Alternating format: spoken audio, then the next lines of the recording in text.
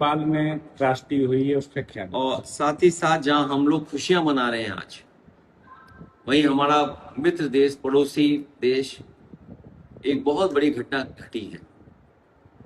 कारण अलग अलग हैं, वो तो साइंटिफिकली बात कही जाएगी कि कारण क्या रहा।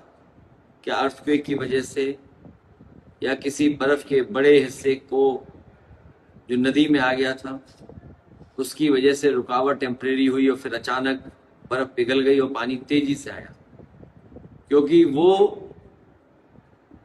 भारत नेपाल या नेपाल के आगे जो चीन और तिब्बत के हिस्से से बात शुरू हुई है, ये बाद में जानकारी मिलेगी कि क्या कारण रहा है। लेकिन आज सैटेलाइट और साइंटिफिकली इतनी चीजें हैं कि अगर उनका ध्यान और अप्रोच की जाती तो शायद ऐसी घटनाएं टल सकती थी।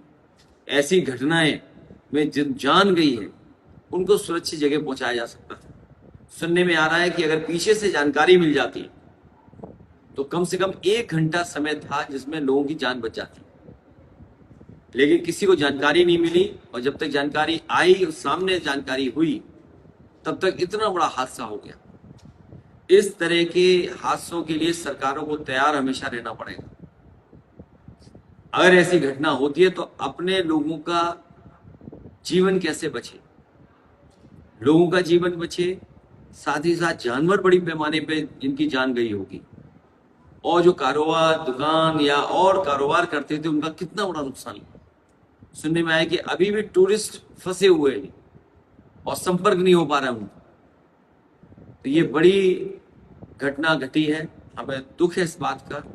जिन लोगों की जान गई है, हम सब श्रद्धांजलि देते हैं और नेपाल के इस दुख में हम लोग शामिल होते हैं। वहीं भारत सरकार से ये अपील करते हैं कि जहां मदद पहुंच रही है और बड़े पैमाने पर मदद भारत सरकार को करनी चाहिए। इस समय जितनी भी मदद हो, नेपाल सरकार की पूरी मदद भारत सरकार को करनी चाहिए।